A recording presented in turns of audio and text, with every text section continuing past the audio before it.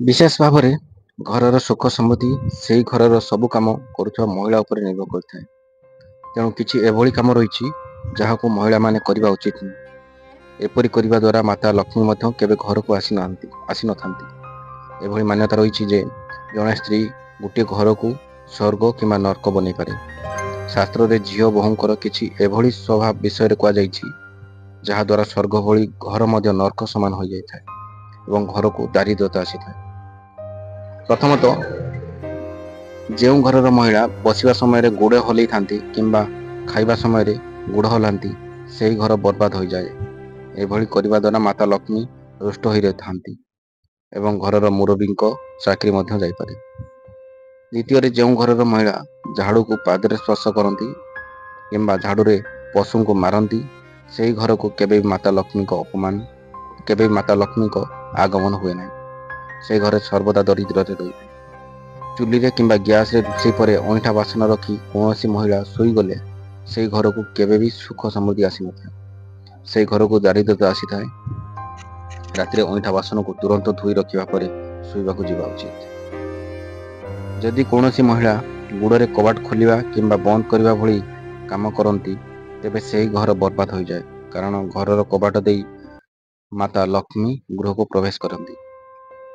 घर महिला घर द्वार चौकाठ उपर बसी भोजन कले घर को दारिद्र्य आसी था एवं माता लक्ष्मी घरे वास करती ना।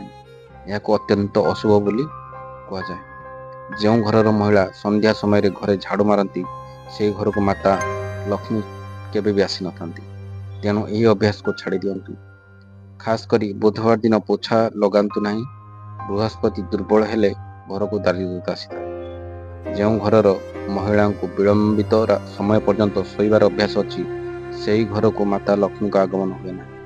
यह व्यतीत से घर लोक मान यह समस्या सृष्टि करे। यह द्वारा परिवार रे कहारी मृत्यु हो पारे। महिला को गाली गुलज किंबा चित्कार करी पाटी करिबा परिवार पर समस्या सृष्टि करे। जो घर महिला सकाळु उठी निज घर अगणा सफा करे नाही से घरे महिला बा से घर माता लक्ष्मी को उपस्थित रहे ना। घर महिला माने सकाळु उठी सर्वप्रथम अगणार पानी सिंची सफा करने उचित एवं तुरंत पूजा पाठ करने उचित। माता लक्ष्मी यही भली घरे बास करुथांती। जन विवाहित महिला निजर 16 श्रृंगार जिनिस चूड़ी बिंदी एवं पाउंजी बाहर करी रखिबा उचित नुहे। नचेत परिवार उपरे समस्या आसवा सहित स्वामी उपरे विपद आसी। जो घरे महिला पाउंजी शब्द शुणा जाए से घरे देवी लक्ष्मी को अस्थायी रूप से बास करता। शास्त्र रे एभली वर्णित होइछि जे विलंबित राति रे सोउथिबा महिला पूरा घर विनाश करिथाय। यह द्वारा माता लक्ष्मी रुष्ट हो जाए। मान्यता अनुजाई यदि केही महिला विलंबित राति पर्यंत एभली चाही थाए तेबे घर को समस्या आसीपारे। तेणु महिला जल्दी सोई सकाल जल्दी उठा उचित। जो घरे महिला अधिक समय सोई कटाई थाए से घरे शनि राहु केतु दोष लगी था। यही कारण सबु देवादेवी क्रोधित हुंती। तेणु सीमित समय पर्यंत ही शोवा उचित।